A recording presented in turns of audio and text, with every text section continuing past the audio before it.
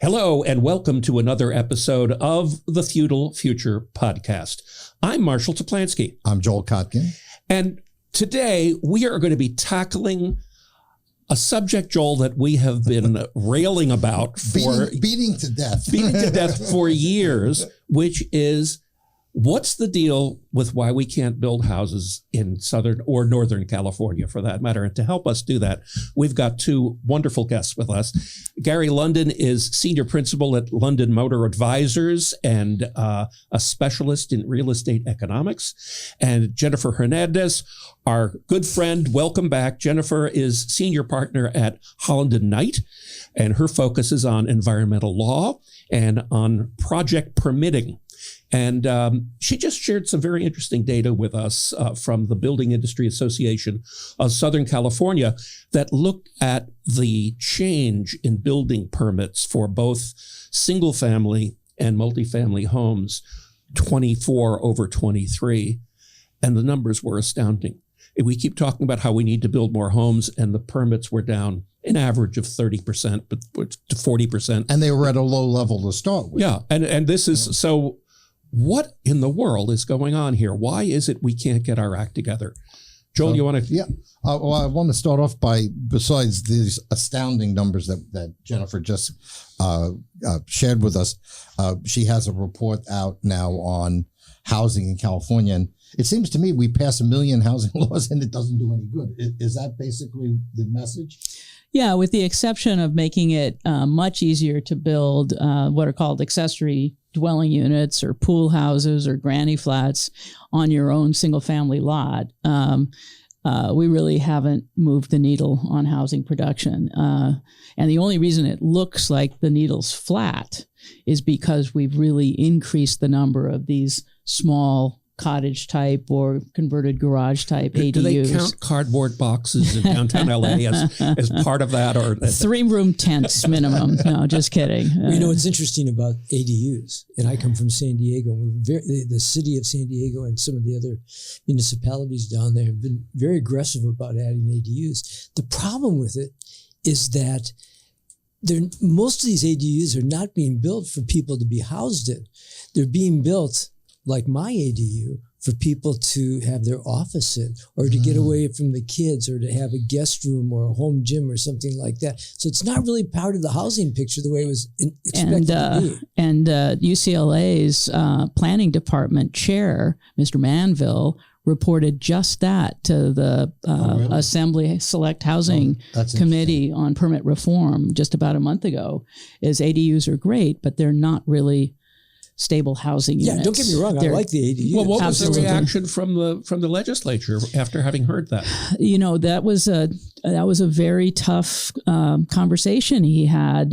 He opened that session on permitting housing because he also made the point that inclusionary housing units requiring 10 or 20% of new apartments, say, to be deed restricted for affordable housing are also not stable housing units, nor are they making anything more affordable. They're making things less affordable. Well, it comes to economics, and this is what we do in my shop essentially. And this has become a big issue in terms of the numbers that you were just citing.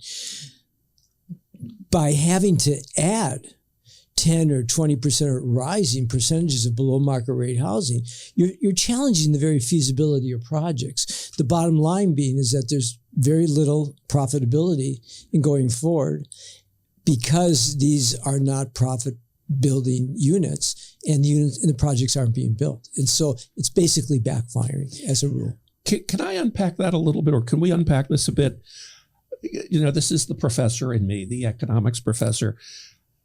When you say a project is not economical, you know, I usually think of it in terms of, well, what is the cost of it versus what is the price you can get for it? And, you know, what's the cost of financing? Do the lines ever cross? But my sense is that there are some things in the calculation of costs that are driving up the fundamental disequilibrium of economics. What's going on with that? And then I suspect, because I'm pretty sure there's a lot of legislative or regulatory issues involved, I want to hear about that. But let's start with that. Where are the cost out of whack things? Well, first of all, it's not just that the costs are out of whack. It's that we've reached a revenue ceiling in most of the higher end coastal markets in California in particular, whereas we just can't ask for more rent. And so you have that sort of straight line revenue side. And then when you go to the cost side, every aspect of cost is going up. All the factors of production, land, labor, materials, money, the cost of money, they're all going up. And some are going up faster than others. Obviously, land is more scarce and the biggest factor in terms of the factors of production and housing. So basically, when you have revenue that's not increasing, costs are increasing, the margin of profitability has reduced to the point where when you couple it with regulations and the time and the uncertainty in the economy right now, you're just not getting housing built. And before we go to get Jennifer's take, I think it's very important that the paper that Marshall and Ken Murphy did recently, which is not only, because people talk about affordability, but part of it is that the consumer doesn't have the bucks because we're not creating the high-end jobs. When we were creating lots of housing in let's say, Southern California, there was a huge aerospace industry, or in the Detroit area with the car industry, or Pittsburgh with steel. Those things are gone. Yeah, well, the last, just a quick stat from the report that Ken and I just did, 79% of the jobs that were created in California in the last 3 years pay less than the median income for the United States. Not just the median income for California, which is higher than the median income, but below the median income of the United States. So and much higher costs. Yeah, we're gonna do that. So but over to Jennifer on this. I hear you say land costs are the biggest driver, but I'm pretty much, how big is the regulatory piece of this? So I'll answer in two ways. One, the regulatory piece, and as a lawyer, you can imagine that's the prism that I look through every day, is an incredible driver. So we say land costs. Well, guess what? Only 6% of California is developed. And it's a huge state, and other huge population states run around 10, 12, 14%. New Jersey's over 30% developed. So anytime you put a constraint, and this is a regulatory constraint on opening up more land, what happens is the cheapest land available becomes the most attractive for the next wave of real estate development. Who lives on the cheapest land?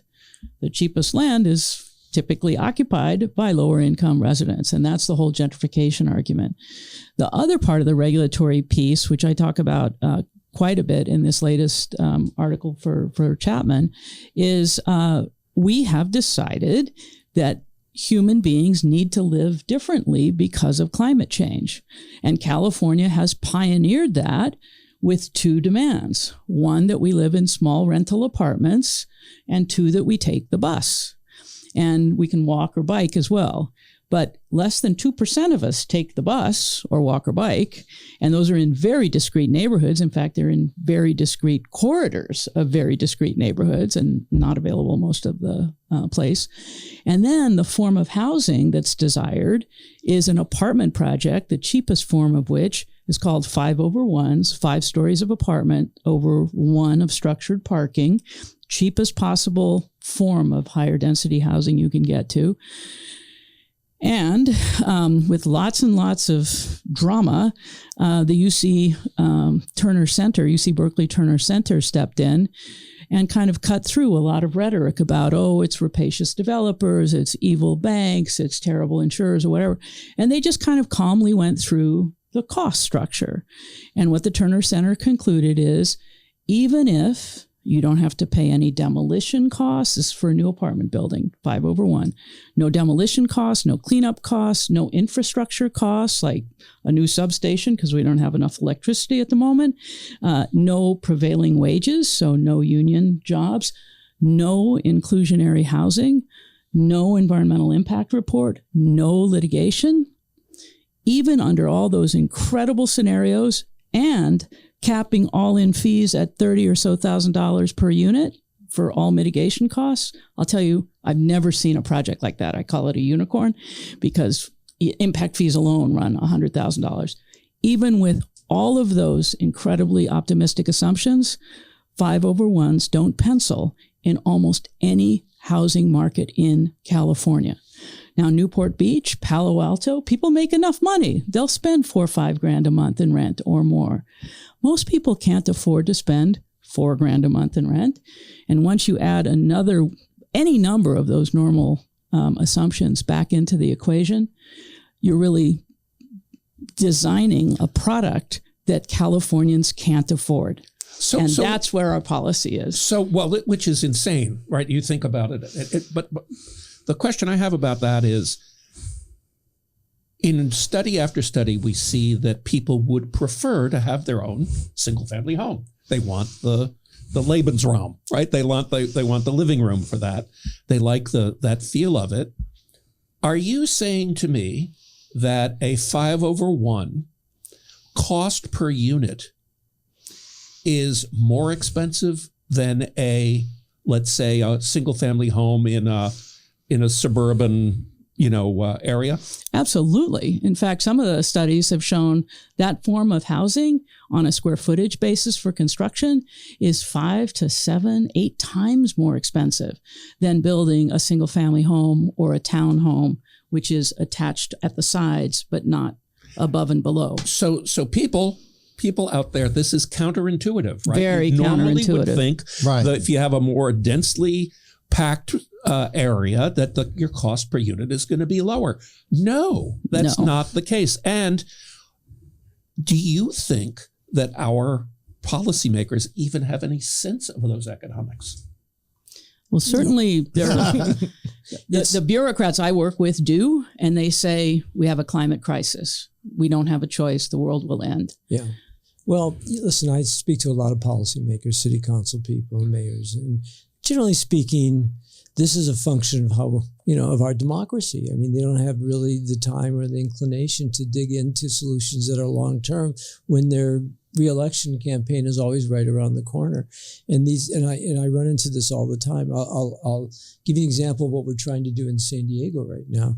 We're trying to make a basic change in terms of the minimum lot size from minimum 5,000 square feet, which has been on the books for 100 years in San Diego, the city of San Diego, to 1,000 square feet. In other words, cut it down from 5,000 to 1,000, which we think would invite the opportunity to build what is perhaps the most significant deficit in the delivery of housing, which is family housing in urban areas. This would open the door for townhomes and row home style development, which can accommodate families, albeit without a front or a backyard, because the land component is so significant, mainly for the reasons that Jennifer cited. So that's one thing that we're trying to do is create the right kind of density, because it's not just failure in the numbers, it's failure in the type of housing that we're providing. And to go back to something that you said a moment ago, Joel, with respect to the economy, when I'm on the rubber chicken circuit, what I always tell my audiences and my clients is that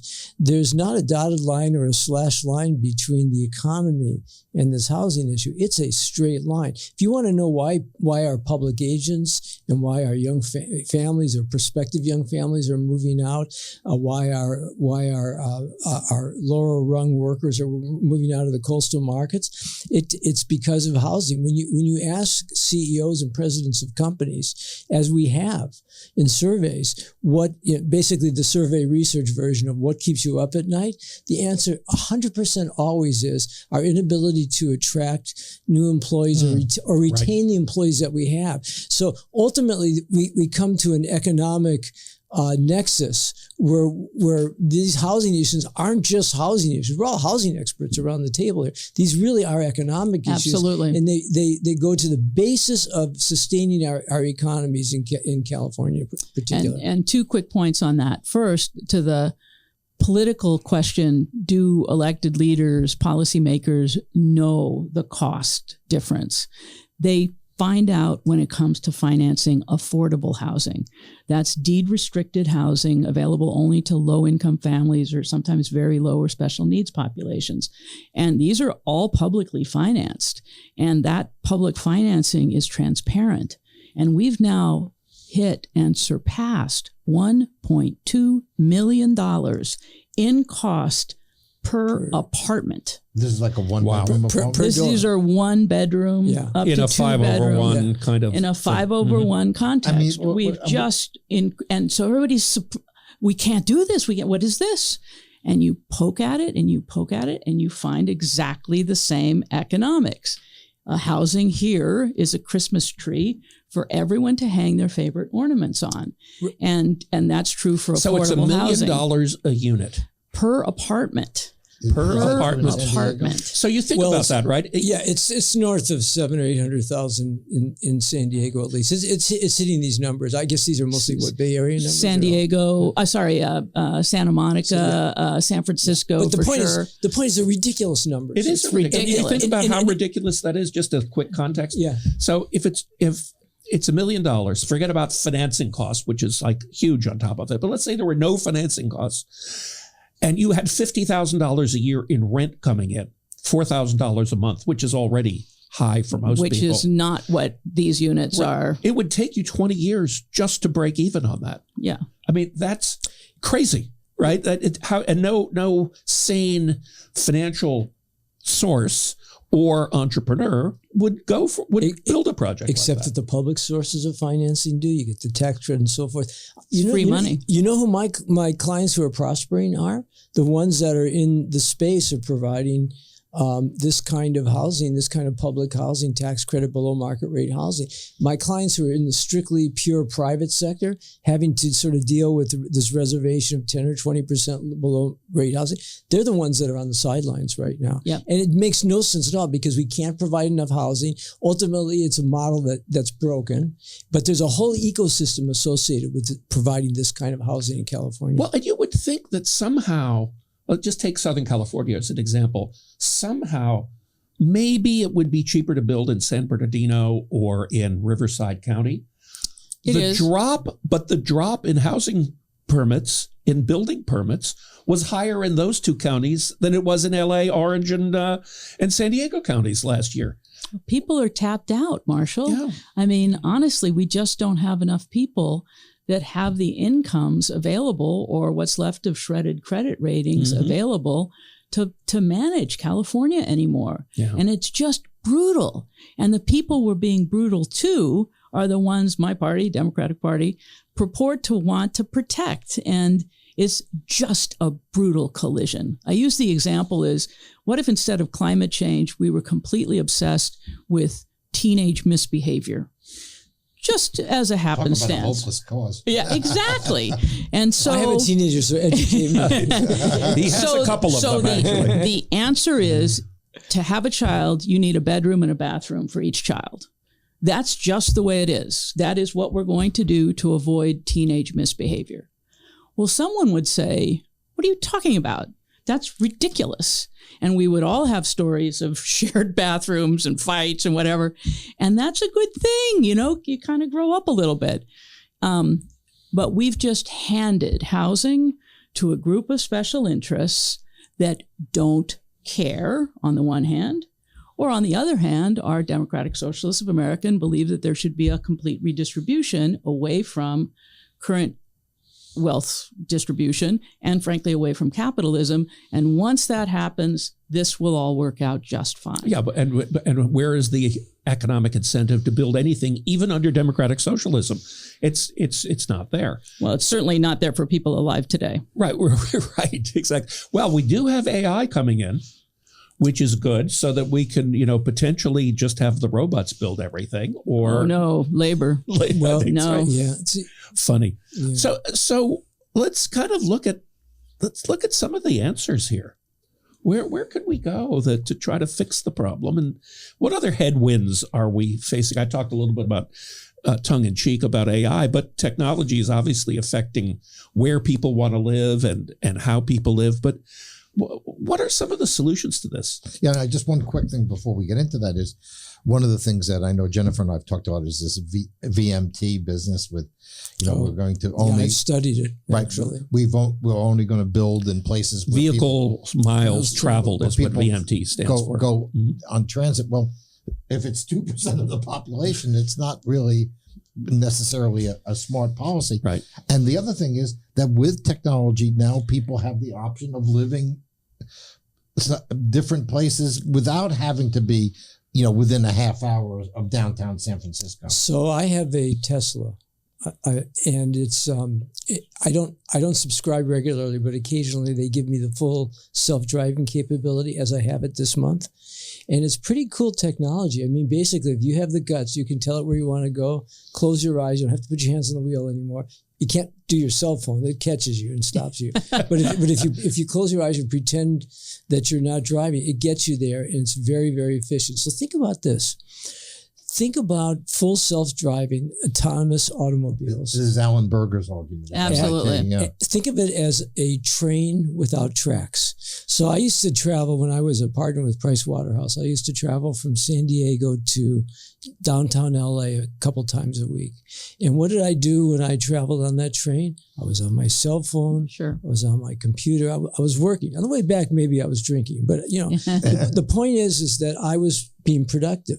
If you think of an autonomous automobile in the same way, whereas people can be productive in a vehicle that's independent of a fixed rail or anything like that, then what does that do with the shape of our urban system? It means exactly what I think you were about to infer, which is that people can live further away. People aren't as tied to the metropolitan areas as they used to be. Now, that's a devastating comment for downtown LA or downtown San Francisco, places that have invested in sort of the old model of people coming in and commuting every day. But we're in California, and the Western U.S. is vast and empty.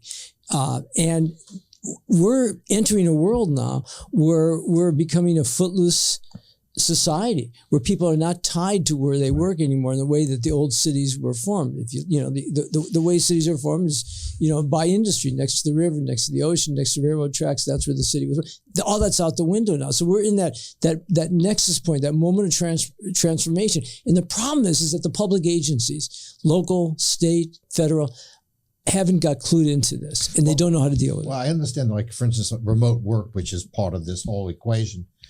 When we've asked the state of California, don't they basically say, "Oh no, remote work is bad for the environment"? Yeah, sure. And this is the basis of EMT.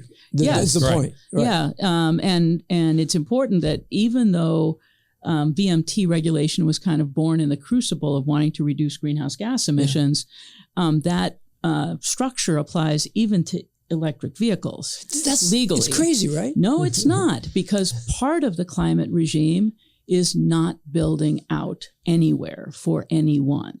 And so if another goal, this is the Christmas tree issue, right? If another goal is never to convert another cow pasture next to a freeway interchange to housing, then VMT works fabulously. Works fine, And VMT, our goal right now is we should drive as a state 2.5 times less than the pandemic lockdown. And guess what? It's okay if we get there because we have fewer people or fewer jobs. It's a very much... So the outmigration of people is good. a plus. Yeah. Even though global warming is a global phenomenon. Yeah, and even though we can't make the state finances pencil if you don't have the people here. By the way, much less not just the state finances, the locals. We live in Orange, right. City of Orange, $18 million deficit. Why? Well, sales tax is down because people aren't shopping in town; they're shopping online. No metered parking. I mean, TOT's down. The business model of hotels. government is screwed up. Well, and there are solutions. I mean, that's the tragedy, right?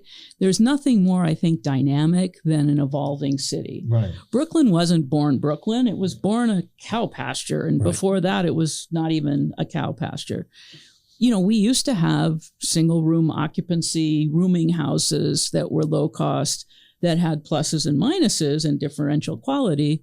But right now we have just floors and floors of high rises that are empty. So why exactly aren't those dorms for people who want to work, just like the firemen and women who bunk a couple, 3 nights a week? Yeah. It's just one of the many ideas, but we've made even adaptive reuse and reconstruction of buildings almost impossible because of building code and other regulatory constraints. So on the piggybacking on that, one of my recommendations would be to bring back redevelopment districts, because essentially what we have in the downtowns, and we're working in downtown LA on buildings that you can only do certain things with these buildings that are empty now or almost empty. You can demolish them. You can wait till they hit lower rent levels and see who can occupy them affordably, or you can adaptively reuse them. And not every building is adaptable, but many are. So what we need to do is invite the state back into the redevelopment business on a positive basis, so that we have the tools in our sort of public toolbox to reinvent the buildings that exist. I think that's really the only next step for a lot of these buildings. Well, I have a more radical idea, which is we ought to also allow for development in the periphery. We have to. I mean, right now, guy we all know is building manufactured housing in Riverside at $350,000, $400,000 a shop. Right. I don't understand why isn't that the most well. The ultimate solution is we just got to build more housing. Right. We got to build the right kind of housing, and it has to be in those places, because that's the places that are supportive of the kind of housing that can be built affordably for the target markets that aren't being, supplied to at the moment. Well, and especially with land costs, the way you were describing them. Although, if we see more and more people moving out of central cores, maybe the value of land will go down. Who knows? That's been speculated for a long Not time. likely. With not has never showed up. No. Well, here's the problem with that. And this goes back to climate change. Southern California is kind of a climate change Goldilocks zone. If you go to downtown San Diego and you look at all the luxury high rises that are in place there, about 50% of them are owned by people that don't live in them full time. Exactly. If you walk into affluent communities, which is true, by the way, in New York too. Yes. In new buildings. If you walk into affluent communities like La Jolla, I don't have the stats, but it just feels like one about every 3 or 4 homes is dark because they're owned in the international market. Why is that? It's because these markets, these Southern California coastal markets, are attractive from a global perspective to people that can afford to be where they want to be. And because of climate changes, weather and heat and cold and turbulence and all that stuff, our markets actually become more attractive. And that may be that may be what's causing It's what our former president Jim Doty at Chapman calls the amenity premium. We we are providing amenities in Southern California that are just not available elsewhere. I mean, it goes to why are people willing to pay higher taxes and put up with all kinds of stuff that we're all complaining around the table. It's because we like it here. Well, apart from liking it here, it really is pretty stunning. But it's a home, and it's a home for millions of people who grew up here who are now finding they're priced out. And I can't tell you how many parents who've lost kids to other states, or, that's the problem. We all teach, I suspect, and how many of my students are leaving California, how many of the tech employees, once they hit 31, 32, they spent all their money on rent and they've had a great time. They're like, post-grad dorms, really, in some respects, these luxury apartment communities in high wage areas, but they're ready to settle down, raise a family, and there's just not a viable option. Those are the ones that are leaving. Yeah, but according to the IRS data, that's 35 to 54, making between 100 and 200. Well, and Wendell Cox just wrote us a note the other day talking about how the broader demographic trend is toward the South and toward not urban core areas in the South, toward kind of the second tier markets. And that seems to be where the big migration is going. Absolutely. And the thing is that the country is playing game A and we're playing game B. Right. Well, but we're playing game B, at least in my judgment, to the harsh detriment not only of people who don't have a place to live, who tend to be younger than the four of us, and I mean a place that they can attainably afford to buy and start building multi-generational wealth. But also the state's focus so far has been to mandate local government approve housing. And the problem with that is they're mandating approval of a form of housing that Californians either can't afford or just don't want. There was a famous fight in Berkeley where we live at a BART parking lot, which is in a single family home neighborhood, vehemently opposed, finally recognized the need for density, approved a high rise, and with 30% affordable or something, and of course prevailing wage and other benefits.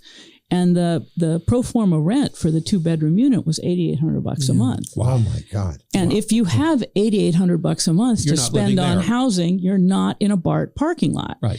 And there was just this, and continues to be this kind of like local government. Nothing's broken ground. We find that there's tens of thousands of units haven't started construction. Yeah, the fixed rail system in San Diego, the same conundrum, whereas the people who actually ride the rails, which is the incentive to create density along the stations, aren't the same people that can afford to live in the units that are being built there. So the units aren't really being built certainly at the moment. And it's a complete disconnect in terms of market. But what we can do is just be a little more mindful of what we can afford. What we can afford every day of the week. And what my clients in the private sector that are being most successful by far are building townhomes, detached condos, which have little spaces between walls, but share a parking area and don't have their own big yard or anything. And, we actually have as much of that as we can build, we're selling as quickly as it sells. And you can wedge those kinds of communities into odd-shaped parcels. You're spot on. Yeah, so that's where the market is today. It's infill. Exactly. It's an infill game. We can do infill, but we cannot. Connor Doherty, the housing reporter for the New York Times, has this great observation, which I think is true, that in a democracy, the only time we've tried to impose this infill-only regime, we've wiped out Chavez Ravine, or we've wiped out the Fillmore. I mean, you have to displace. It's full, not full to ideal, but full. And then you end up, let's find some place that's not so full and is cheap. So we have to go out, and we can build sustainably out. So I want to get back to something that you just dropped an interesting point on. So the rest of the country's playing game A, we're playing game B. Is it as simple as playing game A, or is there a game C? Well, first of all, there is no such thing as a national housing market or a national solution. Right. Everything we're talking about is local. There are obviously similarities between San Francisco, LA, Orange, San Diego, but so there's no one solution fits all. I don't think that it's a game A or B, in the sense that as long as the price of all those factors of production are higher along the coast, particularly land, because it's a function of scarcity, we can sort of take solutions that are achievable in the smaller markets, the middle markets, and sort of put them into our markets. We have to create our own sort of profile of what our housing looks like. I happen to agree with Jennifer 1,000% that profile is a different kind of single family housing, which is clustered together. I think the target doesn't have to be just built in the hinterlands, although that's something we got to do more of. It's also, we have to look at our old suburbs that were built back in the 50s and 60s and 70s, and they're getting old. The people that live in them are getting old, like us.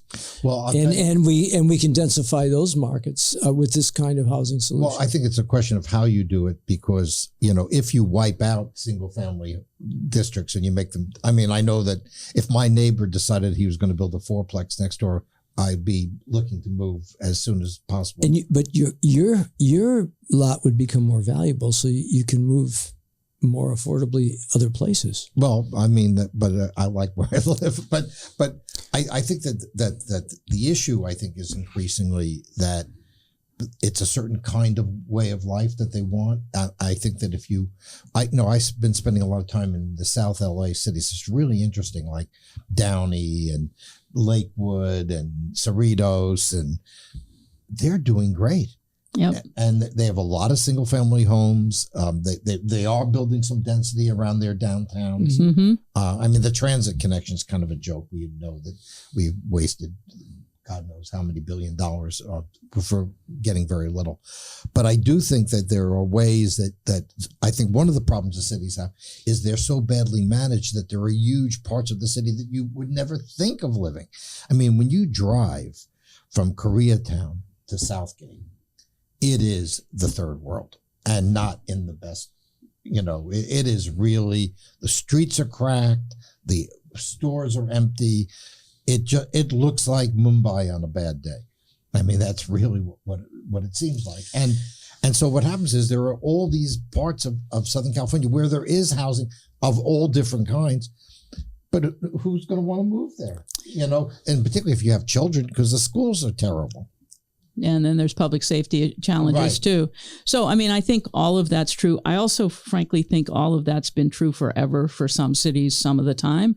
And we don't give up on, remaking a city. Obviously, in the suburban context, we've got dead shopping malls. We've got, some pretty adventuresome opportunities to build new communities. And we can purpose build new communities that are much happier in terms of environmental sustainability. That's designing for that objective. So we can do that. I didn't mean to interrupt. You hit on something that we're doing a lot of my clients who own shopping centers or because they bought them from shopping center owners who realize that their commercial product is vestigial. They can't fill them anymore. So what are they doing? We're working on two regional shopping center projects right now that the dominant new use will be housing. It won't be the elimination of shopping. It'll be the compression of it. So we can be very creative in terms of how we adapt to the demand for housing, which we're in such short supply of, by taking what was formerly commercial property, commercially zoned property like strip properties, and adapting that to and creating, I call that the village model, right? Yeah, the idea that you're creating an integrated commercial and residential. And theoretically, some places where people maybe drive less because they the ultimate transportation solution is not to ever have to get into transit, whether it be public or private. Go anywhere. You can just walk to the store. But the one quick thing, just thinking about the big picture of what you're recommending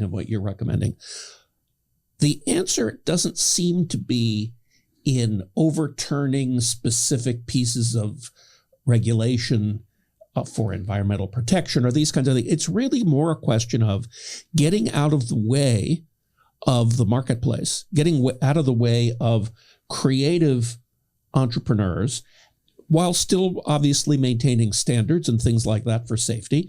And the other is to make sure that when people are conceiving of these projects, that somehow we educate the policymakers on new models. And it doesn't sound like that is really happening much. Is that fair as a big picture overview of the, I'll take the first one. Maybe you can take the second on whether the, policymakers really understand. As to the first one, there are laws that we cannot overcome. If no matter what we all decide through our elected representatives at the local state level, if we can still tolerate anyone who's unhappy for any reason can sue even anonymously, we're toast.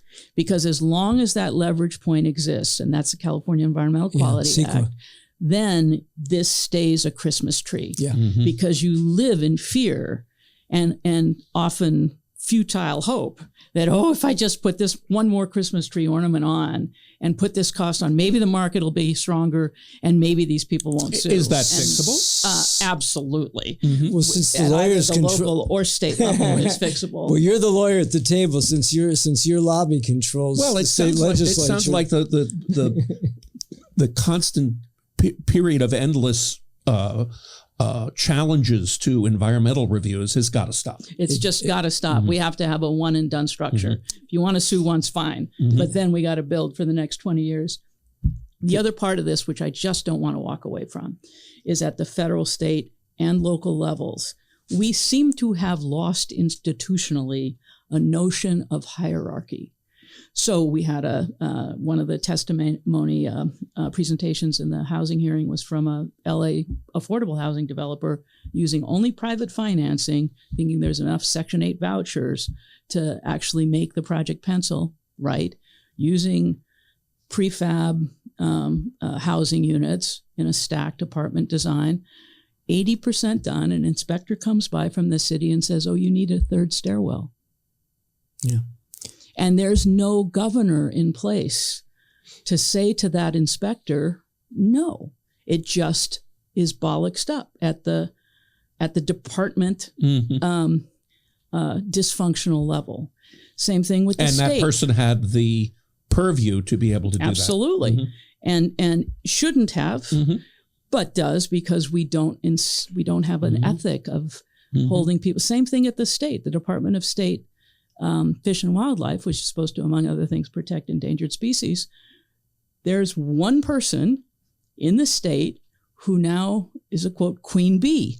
We surprisingly listed a bee for the first time in history through a judicial decision, not through a legislative act, a bee as a candidate species for protection, but it's entitled to full protection under our law. And this one person has the entire state by the throat as she thinks about, well, I don't know. And these bees don't live in the same hive every year. They move. And how rare are they anyway? So we have no alignment between that agency, Department of Fish and Wildlife, and the state's supposed devotion to housing. We need a little bit more return to governance order. And without that, we can write as many laws and get rid of as many lawsuits, but It'll we're still be in chaos. dysfunctional. Yes, Yeah. that's right. So CEQA clearly is an issue. And that's something we complain about. My developer clients complain about all the time. We need all the things that Jennifer suggested and more. The other big issue is insurance. Yeah. Liability insurance. We're not building condominiums, for sale houses. All we're building, this is part of the disconnect of what we're building, not just in numbers, but in type.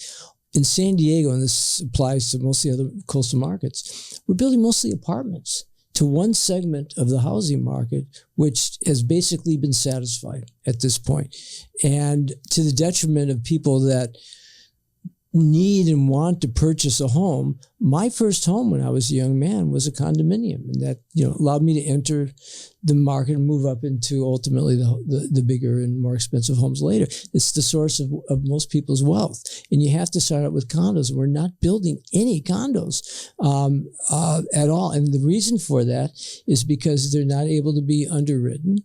So part of it's financial, but the big part is relative to apartments, and at least that's been the case over the last 10 years. And the big part is just construction liability issues associated with basically HOAs and others that have a 10-year run to sue their builders and their architects and their contractors, to the point where no one wants to participate in the delivery of this kind of housing. So that's a huge issue in my industry right now. So lack of alignment. And that can be cured by the state. Well, it sounds like everything here can be cured. Everything can at some level, and then you have to manage people. So we need the alignment commission. Instead of the government efficiency, whatever the Doge is that is being done, we actually need a government alignment initiative. And we know that this could work. I'm now affiliated with the University of Texas, and so I spent quite a bit of time there, and will be going there. Jennifer's also participating in some of the things we're doing in Texas. Austin, about the hottest market in the country the last decade. Prices are going down because they overbuilt. That's the way it's supposed to work. Right. The market you mechanism. build too much and then it gets cheaper. It's like when I almost every time I bought a house, it's because the guy who owned the house spent too much money on something, and therefore he had to sell. But in Texas, they build the housing that they need and some. And that gives you, but in California, there doesn't seem to be any of that. Well, and I guess my as we kind of wrap up here, is that a model for us in terms of government alignment? Does government in places like Texas align itself from state down to local, or is it just luck? I think it's less government period. State Yeah. and local is the first answer. The second answer, though, is I think you could go some distance before finding operational cultures that are more different. In California, there's a huge section of Californians who identify as environmentalists. I'm one of them. One of the reasons we like it here is because it's a beautiful environment. But there is a massive subset of the environmental community that wants to degrow, believes California is over its holding capacity. And as long as this housing market continues in its catastrophic form, they're getting their wish. People are leaving. The best Texas, that would be crazy. Yeah. No one in Texas would say we're not going to grow to accommodate people's needs. Plus, there are also people are moving there in large numbers, particularly young people who want to buy a house. Well, I always tell people that the best no growth policy is to eliminate, the opportunity for new growth. But the problem with that is then you become Detroit, and the problems associated with a failing economy. I know Detroit is sort of coming back, but I've been using it for so long. I'm going to continue. You know what? I'm not talking about their football team. I'm just the point is that if you ultimately suffer a regional economic calamity, is far worse in dealing with sort of this no growth issue. The other thing that we didn't talk about, which is sort of what I was alluding to earlier, is city of Houston was famous for no zoning. Basically, zoning is something that's been around for 100 years based on the philosophy of separation of uses. And everything we've been talking about around this table is integration of uses, the village concept and everything you've been talking about, Jennifer. So we really need to revisit sort of our philosophical concept of how we govern the regulation of housing. At the very least, go to form-based zoning, but eliminate the idea that you have to have zoning codes and so forth in place. It would save a lot of time and effort, compress bureaucracies too. But by the way, just because I do spend a lot of time in Texas, the city of Houston has what they call covenants. So, in other words, it's effectively zoning. They have ways of regulating. Right. So what you do is, but it's the best of both worlds. There's lots of opportunities to build denser housing, do all sorts of, interesting things with development, and at the same time protect your single family neighborhoods. Because what worries me, particularly here in California, is we're just wiping out our middle class, and that, the middle class will end up being a bunch of us ultra-cockers. You can't ignore the national trend, right? The national trend is toward populism, basically, right? Toward, in the literal sense of that word, let's make life focused around the middle class. Right. Let's make life focused around everybody. Well, there is a movement that I have some hope in that's come up now, mostly left, some right, pretty strong kind of libertarian undercurrent, but still, believers in government and whatnot, mostly 30s and 40s age range, and they call themselves the Abundance Network. And the idea is it's crazy to think we can't add a mile to a freeway. It's crazy to think that we can't improve our carbon footprint. It's crazy to think that we've stopped innovating. That's all it's boomer craziness. And it's not for nothing. We all may remember, that kind of me generation, that's us. And we've created this amber that we're all stuck in right now. And the kids are coming up and they're not such kids. They just have kids now. They're paying attention because they have kids. And they're like, this is ridiculous. Who set this up? There's a law professor, he calls it procedural fetishism. The idea that you can sue over anything, anytime. Came out of Ralph Nader's kind of consumer protection thing because Nader was a lawyer from Yale. Why not sue? That's the right answer to everything. There is hope, but it's going to come at a cost, a generational war. Well, cost, and it wasn't as though the generational change that we were associated with as boomers didn't come at a cost. Exactly right. It seemed to recall a great deal of disruption in the 1960s and 70s. But, of course, my brain as a boomer is starting to fade, so maybe it isn't true. Well, it might have been a little cloudy at the time as well. That's true. That is true. Well, for the first time, the sons and daughters and grandchildren of us are facing a future that isn't as prosperous as our present as our future was when we were that age. To me, that's a catalyst for change. Yeah, but I think the point that you're making is our parents didn't make it prosperous, didn't create prosperity for us. We created it. We looked at this, what was an ossified world coming out of World War II, and said, hey, we want to do things our way. And, I look at my kids, they want to do things their way. They have a different set of tools. They have social media, AI, a gazillion different levers to pull than what we had. But hopefully they'll be able to come up with some creative, innovative solutions to win. So I want to run this hypothesis by you. So when we were coming up, I was given in 5th grade their choice between being a secretary, a nurse, a teacher, or a mother. Catholic school, 5th grade. We blew that up. We totally blew it up. But what we did when we weren't blowing up social constructs was make it impossible to build. That our parents didn't do to us. They never said, don't build. That's the evil, from my perspective, that we are visiting on the next generation. And we need to own. Well, but by your own argument, it is not impossible to change that. Of course it isn't. It's easy enough. It's easy. So all we need is the will. We need our students who, may not be entirely tuned into this to kind of become aware of it, right? And understand what the issues are. And stop being depressed that it's all hopeless that because part of the world is going to end. Yeah. Hopefully there'll be something beyond the feudal future.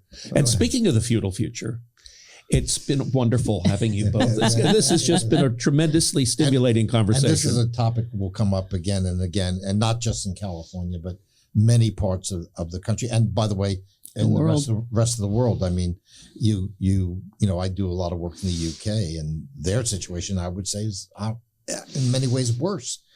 And so, you know, I think this is an issue we'll revisit for sure. And it's interesting, we haven't touched on immigration, homeless, any of those other big issues that are all tied into this as well. We'll get to them. This is the only issue. Well, thanks again. Thank you again for being part of the Feudal Future podcast, and we hope to have you back soon. Thank you. Thanks. The Feudal Future.